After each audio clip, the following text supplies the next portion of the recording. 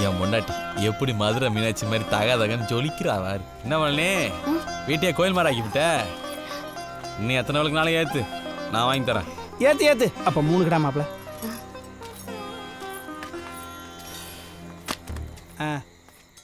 ஏண்டா காலத்துல நீயும் ஒரு கல்யாணத்தை பண்ணி இருந்தீன்னா உனக்கும் ஒரு பொண்டாட்டி உள்ளான்னு இருந்திருக்கும்ல. இந்த பாருக்கா, பொண்டாட்டி இல்லைன்னு வேணா சொல்லு, புள்ள இல்லைன்னு சொல்லாத. அதுக்கு தான் என் மாப்பிள்ள இருக்கால. என்ன மாப்பிள்ள பாக்குற, நீ தானே எனக்கு புள்ள.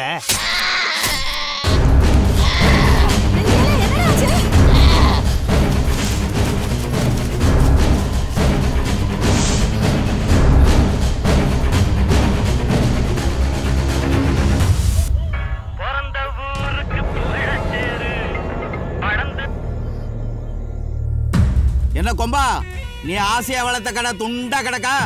இந்த வெட்டு தான் உன் வீட்டுக்கு பிள்ளையார் சொல்லி.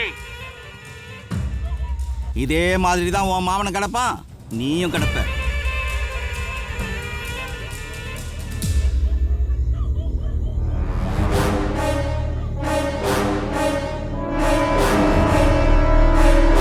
என்ன கொம்பா, எப்பயுமே ஓ மேலதான் கேஸ் கொடுப்பாங்க. இப்ப என்னமோ புதுசா நீ கேஸ் கொடுக்க வந்திருக்க. என்னையவே அடிச்சுவிட்டு என்கிட்ட கேஸ் கொடுக்க வருவியா? அதுவும் ஆடை வெட்டி விட்டாங்க. இப்படி ஆடு வெட்டுறதுக்கெல்லாம் கேஸ் போகிறதா இருந்தா மொத்த கேஜி உன் மேலே தான் போடணும். ஏன்னா நீ வெட்டாத ஆளா இங்கே வாரியா உண்டு உன் ஆடை வெட்டிவிட்டான்னு சொல்லிலாம் வராத. ஆளை வெட்டிவிட்டான்னு சொல்லிவா கேஸ் போடுறேன். அப்படியே போடணும்டா கூட கேஷ் இல்லாமல் போட மாட்டேன்.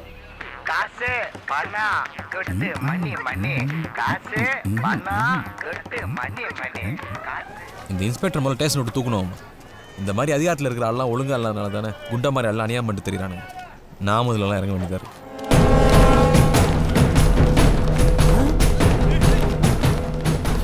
மாப்பிள்ள அவன் யாரும் தெரியுதா? டிஎப்டி ஆஃபீஸில் மட்டும் 9 வயசு தானே. அதே மாதிரி ஆண்டா பேசியிருப்பேன். கொத்தாம விட மாட்டாங்க. என்னமா அப்படி இப்படி சொல்ற? ஏதாவது பண்ணி காப்பாத்தியா? நீ இருக்கிறப்ப இதெல்லாம் நடக்கலாமா? சும்மா இருமா. இந்த மாதிரி பிரச்சனைக்கு போய் பார்த்தா எனக்கே முன்னாடி சண்டை வருது. எவனையா காப்பாற்ற போய் நாளுக்கு திட்டுவாங்கண்ணா.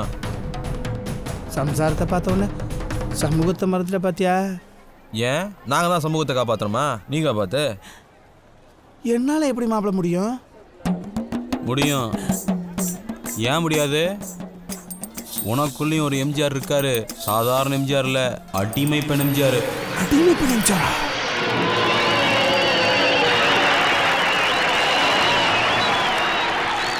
அது மட்டும் இல்லை, உனக்குள்ளேயும் ஒரு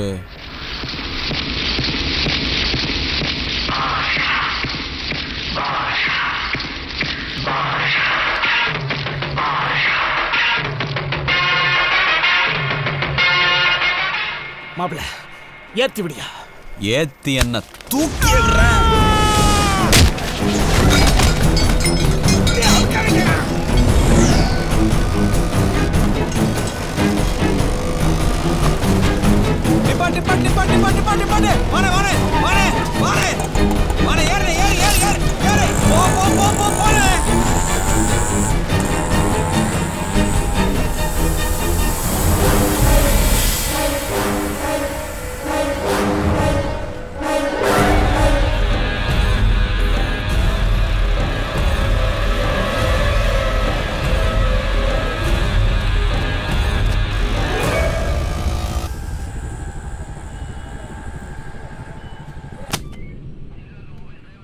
யோ என்னயா 5000 ரூபாய் கேட்டால் 10,000 ரூபாய் கொண்டு வந்து ஓடுக்கிருக்கா? இந்த பாருங்க சார், என்னையும் எங்கள் மாமனி குளத்தூர் பஸ் ஸ்டாண்டில் வச்சு குண்டா ஆளுங்க ஓட வெட்டி விட்டாங்க. சாட்சி இந்த எள்ளி கிடக்காரு. குண்டா மேலே கேஸ் எழுதுங்க சார். காசை பார்த்தாச்சுல, இனிமேல் கேஸ் ஓடாமல் இருக்க முடியுமா? இருந்தாலும் இந்த குண்டைங்கிட்ட அடிக்கடி நிறையா காசு வாங்கியிருக்கேன். அந்த ஆள்கிட்ட ஒரு வார்த்தை ஃபோன் பண்ணி கேட்டுக்கிறேன். விசுவாசம் ரொம்ப முக்கியம்ல. அப்போ ஆளை போடல, வயிற்றுல தான் போட்டு வந்திருக்க. கடிச்சிட்டு வாடானா கப்பிக்கிட்டு வரணும். அவன் தாண்டா ஆம்பளை. அதை விட்டுட்டு வயிற்றுல போட்டேன்னு வந்து நிற்கிறேன். போனேர்றா. இவன் ஒரு துட்டு அரிப்படுத்த பையன், இவன் ஏன் ஃபோன் பண்ணுறான்? என்ன சொல்லியா இன்ஸு? ஒண்ணுமில்லையா, கொம்பனியும் அவங்க மாமனியும் உங்கள் ஆளுங்க குளத்தூர் பஸ் ஸ்டாண்டில் வெட்ட வந்ததா சொல்லி கம்ப்ளைண்ட் கொடுக்க வந்திருக்காங்க. கம்ப்ளைண்ட் எடுத்துக்கவா? எவ்வளோயா கொடுத்தான்? வெறும் 10,000 ரூபாவா? சரி சரி விடு, பை சொல்லுக்கு ஆகலனால கை சொல்லுக்கு ஆகல. எடுத்துக்கோ. ரொம்ப நன்றி ஐயா.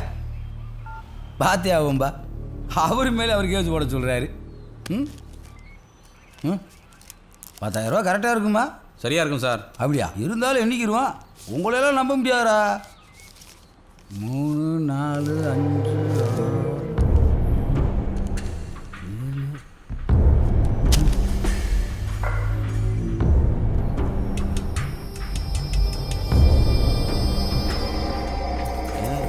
காசு பணம் துட்டு மணி உங்களை கைது பண்றோம்.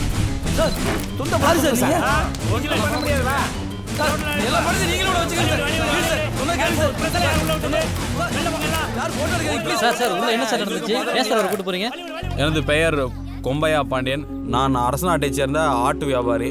என்னையும் எனது மாமன் ராஜாக்களி அவர்களையும் வெள்ளை நாட்டைச் சேர்ந்த குண்டன் என்பவர் கொலை மிரட்டல் செய்து வந்தார். அதை புகார் கொடுக்க நாங்கள் காவல் நிலையம் வந்தோம். பீர் அடிக்கிறவன் பீர் அடி, சரக்கு அடிக்கிறவன் சரக்கு அடி, கொட்டடிக்கிற நீ கொட்டடி, அப்புறம் கோட்டடி. சின்னையா, எதுக்கு இந்த அலப்பற? என்னடா மோனு இப்படி கேட்ட? மெட்ராஸில் இருக்கிற டிவில இருந்து ராம்நாத் லோக்கல் டிவி வர இன்னைக்கு நீ தானே இன்ஸ்பெக்டர் மாட்டி விட்டு பேட்டி கொடுத்தில, அதுக்கு தான் இந்த அலப்பற. அடா ஓட்ட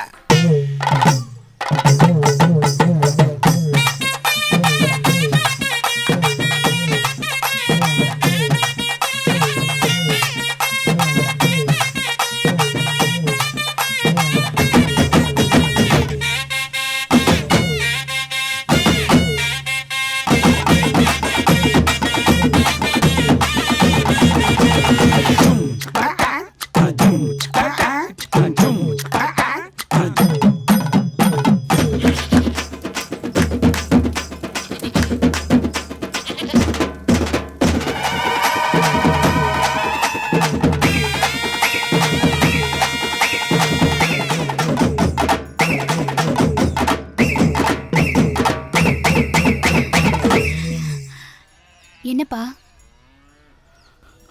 ஊரெல்லாம் மாப்பிள்ளையை தூக்கி வச்சு கொண்டாடுறதை பார்த்தா சந்தோஷமாக இருக்கு. ஆனால் எப்போவுமே ஜெயிச்சவனை விட தோத்தவனுக்கு தான் வெறியும் அதிகம், வேகமும் அதிகம். அவன் என்ன செய்ய காத்திருக்கானோ? கெட்டிக்காரன்டா. அந்த இன்சு நமக்கு சப்போர்ட் பண்ணுறான்னு தெரிஞ்சு அவனை மாட்டி விட்டான் பாரு. அவன் ரொம்ப கெட்டிக்காரன்டா. ஒரு வித்துனால சரி வித்துறா. நம்ம கையை பிடிச்சா அவன் கழுத்தை பிடிக்கும். மாமா, அந்த கொம்பனை போடுறதுக்கு நமக்கு ஒரு சரியான சான்ஸ் கிடைச்சிருக்கு. அது வேற ஒன்றும் இல்லை முத்தையா, மாசி மகம் வருது, நம்ம குலசாமி கும்பிடணும்ல, அதான் யாவப்படுத்திட்டு போலாம்னு வந்தேன். மாமா இப்போ என்ன செலவு செய்வாங்களோ செலவு பூரா நானே ஏற்றுக்கிறேன். யோ மருமானே, செலவெல்லாம் நீரே செஞ்சிருவ. சாமி ஆடுறது முத்தியால ஆடணும், அதையும் நீரே ஆடிடுவியா? ஆத்தாடி முறைக்கிறானே. இல்லை தவசி, இருக்கிற பிரச்சனை இல்லை. இந்த வருஷம் நான் சாமி ஆடணுமான்னு நீ யோசிக்கிறேன். என்ன முத்தை எப்படி பேசிக்கிருக்க? வருஷத்துக்கு ஒரு தடவை சாமி கும்பிடுறோம், அது நல்லா கும்பிடுறது இல்லையா? இது நம்ம குலசாமி வரமாக்கும், பிள்ளைகளுக்கு தான் சாமி ஊத்தமாயி போகும். தவசி, நான் எதுக்கு சொல்கிறேன்னா, மாமா மகன் எப்போ? மாசி 14 மாப்பிள்ள. மாமா கண்டிப்பாக ஆடுவார்.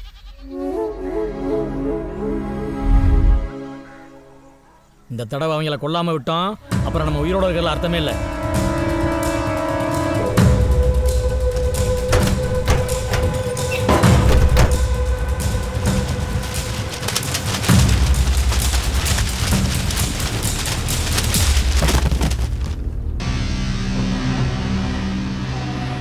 இதெல்லாம் நானும் என் பிள்ளைங்களை கௌரவமாக வாழறதுக்காக பல பேர் உயிரெடுத்து சம்பாரிச்ச சொத்து. நான் சம்பாரிச்ச சொத்து இருக்கு, ஆனா என் கௌரவம் இல்லை. அந்த கௌரவம் வேணும்னா கொம்பனும் சாவணும், அவன் மாமனும் சாவணும். அவங்க 2 பேர் உயிரை மட்டும் எடுத்துட்டீங்க, இந்த சொத்து பூரா உங்களுக்கு தான்டா.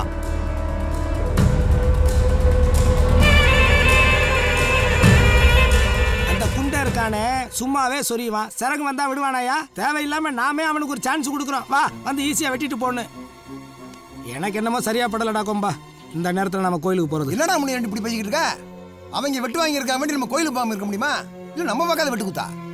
இங்க பாரு முத்தையா, போற உசுரை எவனும் பூட்டி வச்சுக்கிட்டு இருக்க முடியாது. ஓ உசுரும் சரி, ஏன் உசுரும் சரி, அது குண்டங்கையில இல்ல ஆண்டவன் கையில இருக்கு. அவங்க என்னதான் செய்யறான்னு பாத்துருவான். என்ன அவன? ஏய், நீ என்னப்பா முரட்டு பச்சா பேசிருக்க துறப்பாண்டி? அவன் ஒருத்தர் 2 பேரா கொடுத்துருக்கான், ஊர்ல இருக்கிற அத்தனை ரவுடியும் கூட்டு வச்சிருக்கான். அதுவும் இல்லாம நம்ம கொம்பனை வெட்டுறதுக்கு சொத்தை பூரா கொடுத்துருக்கான். சொத்தை பார்த்தேன் சும்மாவா இருப்பான்? அவன் கொலவரி எப்படி சரியா கொம்பனை வெட்டுறதுக்கு?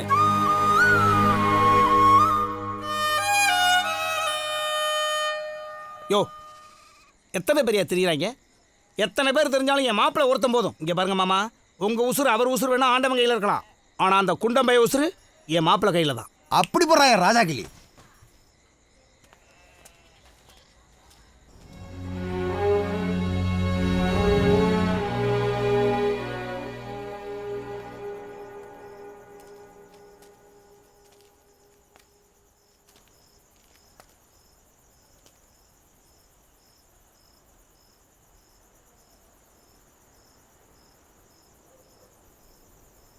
மாமா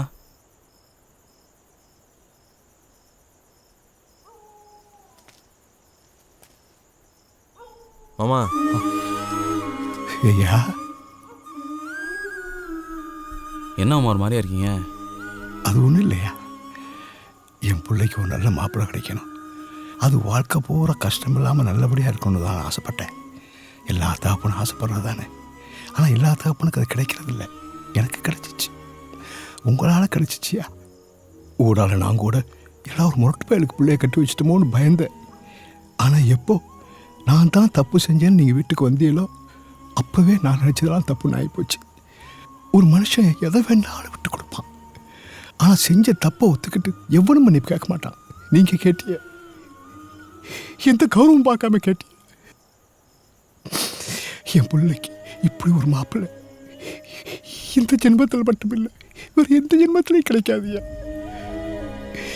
அப்படிப்பட்ட ஒரு சந்தோஷமான வாழ்க்கையை நானே கெடுத்துட்டோட மனசுக்குள்ள அறுத்துக்கிட்டு இருக்கியா. அன்னைக்கு நான் அவசரப்பட்டு அந்த குண்டம்பையில் அடித்ததுனால தானே இன்னைக்கு இவ்வளோ பெரிய பிரச்சனை ஆகிப்போச்சு. மாமா நீங்கள் என்னம்மா பிரச்சனை பண்ணீங்க? எனக்கு எந்த பிரச்சனையும் வரக்கூடாதுன்னு தானே ஒன்று அடிச்சிங்க. ஒரு பொண்ணு கொடுத்த மாமனா ஒரு மருமகனுக்கு நீங்கள் செஞ்சது சரி. ஒரு மருமகனா மகனா நான் செய்ய போகிறதும் சரி. இந்த பாருங்கம்மா, நான் வாழ்க்கையில் ஆசைப்பட்டது ஒன்றே ஒன்று தான், அது என் பழனி. அவள் கொடுத்த உறவு நீங்கள். நினைவு தெரிஞ்ச நாள்லேருந்து நான் எங்கள் ஆத்தா கூட மட்டும்தான் வாழ்ந்துருக்கேன், எங்கள் அப்பா கூட வாழ்ந்ததில்லை. இப்போ உங்கள் கூட வாழணும்னு ஆசைப்பட்றேன். என்னை பொறுத்த வரைக்கும் பொண்ணு கொடுத்த மாமா அத்தனை பேருமே மருமா எங்களுக்கு அப்பா மாதிரி தான். அந்த அப்பனை தொடவும் விட மாட்டேன், தூக்கவும் விட மாட்டேன். ஐயா இலே, எங்க வெறும் ஒரு முரட்டு பயிலாத்தான் உன்னை பெத்தணும்னு நினைச்சு நான் அழுதுருக்கேன். இப்ப எனக்கு சந்தோஷமா இருக்கியா? இந்த வர்றா கொம்பா, இது வரைக்கும் ஒரு ஆத்தாளா உங்ககிட்ட நான் எதையுமே கேட்டதில்ல. இப்ப ஒன்னே ஒன்று கேட்குறேன், நீ என்ன செய்வியோ ஏது செய்வியோ எனக்கு தெரியாது.